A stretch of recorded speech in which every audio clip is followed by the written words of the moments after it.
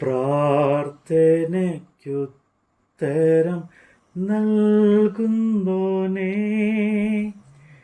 നിന്റെ സന്നിധിയിൽ ഞാൻ വരുന്നേ. സ്വർഗീയാനുഗ്രഹ ഭണ്ഡാരത്തിൽ വാതിൽ തുറക്കണമേ. സ്വർഗീയാനുഗ്രഹ ഭണ്ഡാരത്തിൽ വാതിൽ തുറക്കണമേ.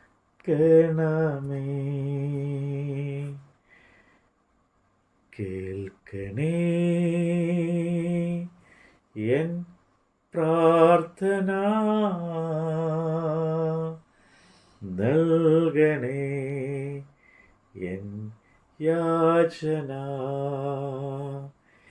കേൾക്കണേ എൻ പ്രാർത്ഥന,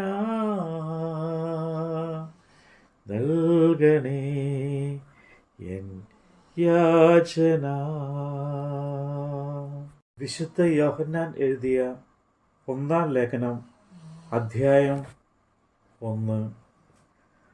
ആദ്യം മുതലുള്ളതും ഞങ്ങൾ കേട്ടതും സ്വന്തം കണ്ണുകൊണ്ട് കണ്ടതും ഞങ്ങൾ നോക്കിയതും ഞങ്ങളുടെ കൈ തൊട്ടതുമായ ജീവന്റെ വചനം സംബന്ധിച്ച് ജീവൻ പ്രത്യക്ഷമായി.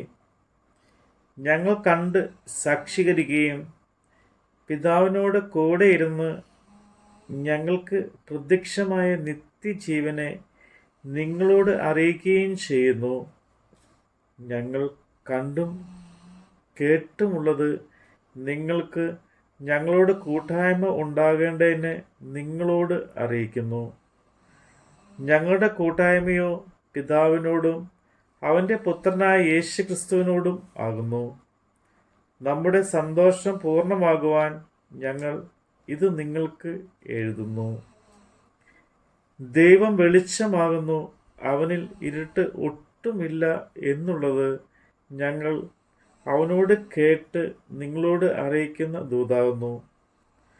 അവനോട് കൂട്ടായ്മയുണ്ട് എന്ന് പറയുകയും ഇരുട്ട് നടക്കുകയും ചെയ്താൽ നാം ഭോഷ്ക് പറയുന്നു, സത്യം പ്രവർത്തിക്കുന്നതുമില്ല.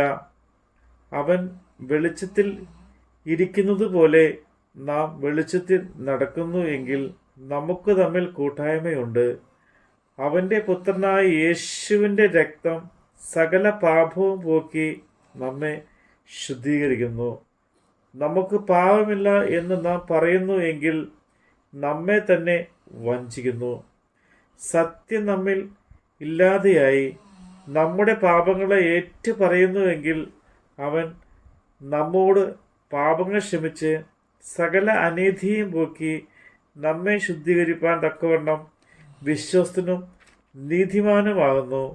നാം പാപം ചെയ്തിട്ടില്ല എന്ന് പറയുന്നുവെങ്കിൽ അവനെ അസത്യവാദിയാക്കുന്നു. അവൻ്റെ വചനം നമ്മിൽ ഇല്ലാതെയായി. നമ്മുടെ കർത്താവിൻ്റെ വചനമാണ് നമ്മൾ കേട്ടത്. പുത്രൻ്റെ നാമത്തിൽ ചോദിക്കുമ്പോൾ ഉത്തരം തരുമെന്ന് അരുളിയോനേ, നീക്കം വരാത്ത നിൻ വാഗ്ദത്തമൻ പേർക്കു നീ തന്നുവല്ലോ. നീക്കം വരാത്ത നിൻ വാഗ്ദത്തമൻ പേർക്കു നീ തന്നുവല്ലോ. കേൾക്കണേ എൻ പ്രാർത്ഥന, നൽകണേ എൻ യാചന.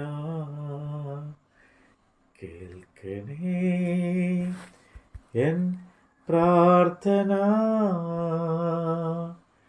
നൽകണേ എൻ യാചന